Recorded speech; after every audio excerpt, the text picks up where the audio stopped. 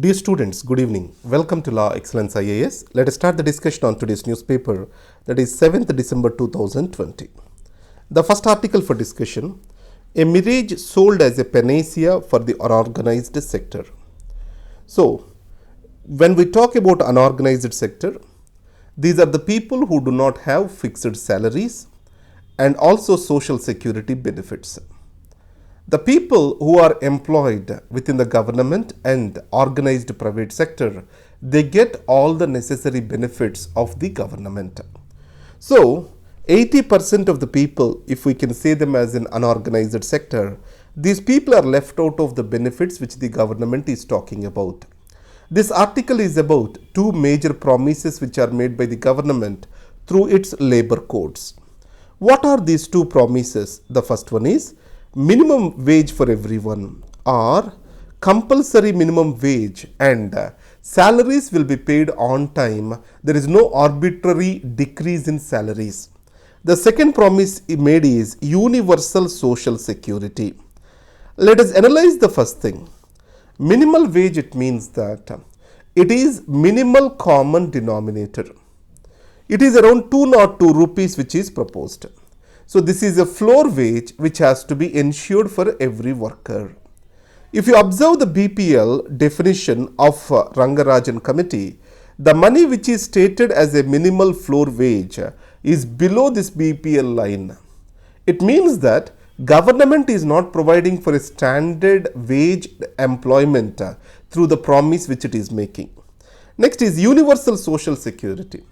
It means every worker, labor who is part of the labor force shall get the benefit. But who is going to get the benefit? One is organized sector workers. So these organized sector workers cover only 20%. And what kind of benefits they are going to get? ESI.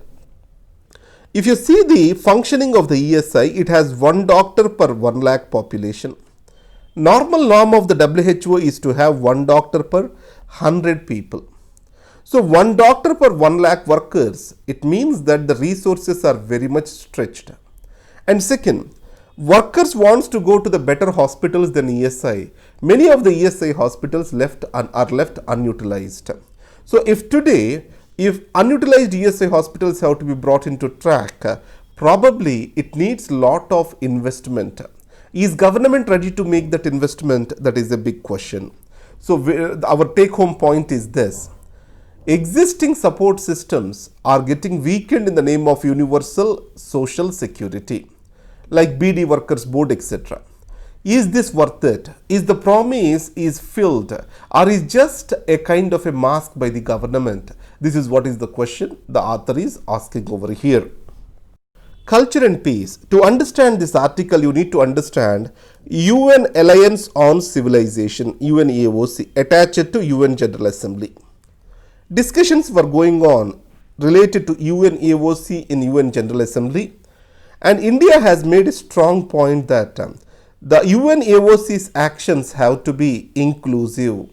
As of now, it has a selective focus on Christianity, Islam and Judaism. It means any kind of hatred which is spread against these three religions is condemned by this. This kind of selective behavior has to end. It also has to look into other major religions of the world, Hinduism, Buddhism, Sikhism, like this. So here India wanted to bring and highlight the culture of hatred which has been spread in Pakistan and in other countries such as Afghanistan. If UNAOC is selective in protecting few institutions and religions, then automatically it brings in clash of civilizations, the myth of clash of civilization real. So that's why UNAOC has to become more and more inclusive. Where does India made or got the moral courage for this? It is because of its secular credentials, strong secular credentials.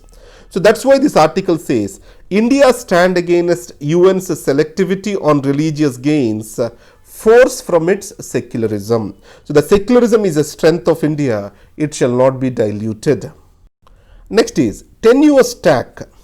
Monetary Policy Committee has announced that what is the objective of the monetary policy? I can say it as inflation targeting. It means that it has to maintain the pre-agreed inflation, that is between 4 or plus or minus 2. Now, this inflation targeting is given away by the MPC in favor of growth. It means always there is a trade-off between growth and inflation. So, when we want higher growth, then obviously the wrong side will be higher inflation. That is one thing. In this, what are the factors that are contributing to the inflation? Increase in steel and iron prices, transportation costs, petroleum and diesel products. These all add up to the inflation today. It is expected to be around 6.3%.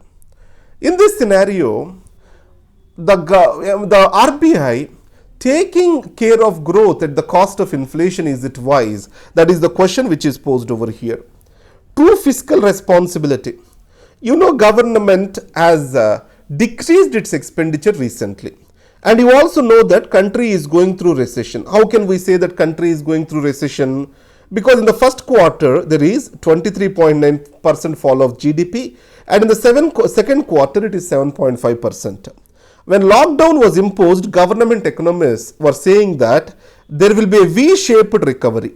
This V-shaped recovery did not come up. That is the first point. Why they thought V-shaped recovery? Once lockdown is over, immediately the demand will set in, consumption will set in, automatically recovery will happen. It is a very simplistic assumption of lockdown. Today, there are 4 tires on which demand runs.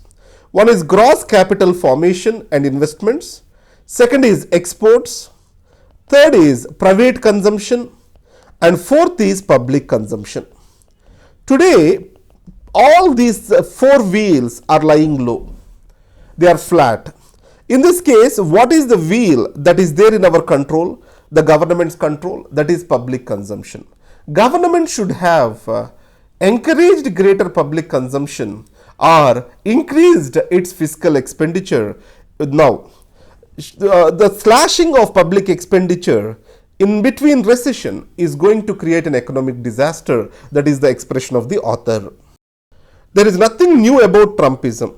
What is meant by this Trumpism? So, a kind of a racism and a dissonance for democratic values, self-righteousness. These all the things comes under Trumpism. These are the problems of American civilization, or lack of a civilization is the problem of America. America is unable to figure out answer to few questions till date. One is immigration, the next one is question of race. So failure to answer to this has been used by conservative elements to gain the public sympathy and winnability in the elections. The most important point which I want to take to essay is power and authority are to be exercised as a collective trust and not as a quest for personal glory. This is the statement I love to use in my essay. So power and authority shall be used as a collective trust to gain the trust of everyone, to ensure an order. But if it is used for personal glory, obviously it is a threat to democracy. That is what the advice given in this essay. Digital life certificate at a doorstep is a hit.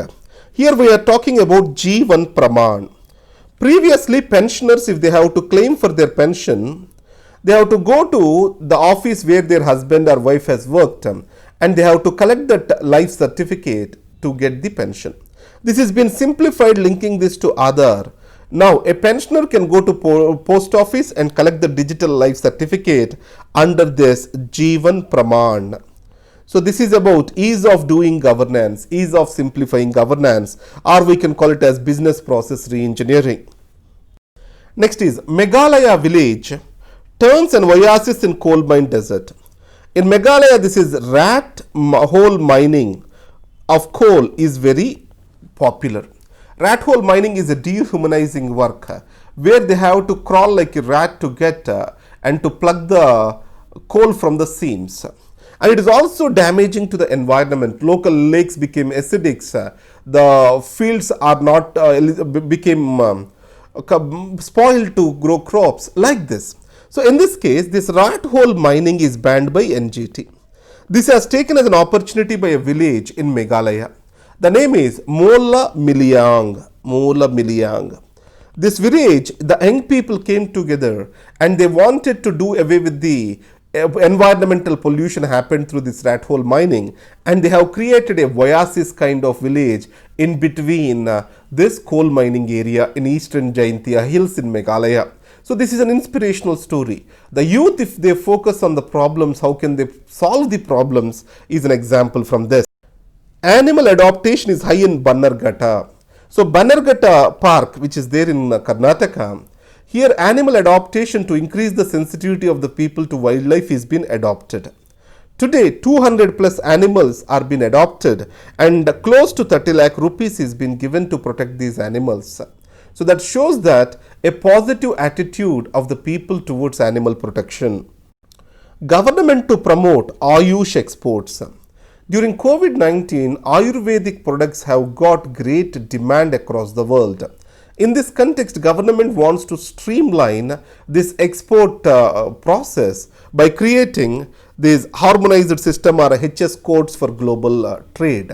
So, what is that?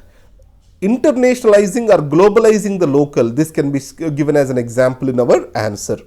Finally, Madhya Pradesh readies to treat 1 lakh malnourished children. COVID-19 has created huge malnourishment across the children, and here acute malnourishment syndrome or severe acute malnutrition, it is identified among 1 lakh plus children in Madhya Pradesh. The big part is SHGs, stakeholders, community workers, all these are being involved in this fight against malnutrition. Two take-home points are COVID-19 has worsened the nutritional condition of children and also working class. The second, it has increased the food insecurity. The third thing is ability to address this problem, malnutrition, is very much necessary for India because the human potential will go unused and wasted. That is what is the point. Thank you very much. This is Dr. Rambabu signing off for Law Excellence.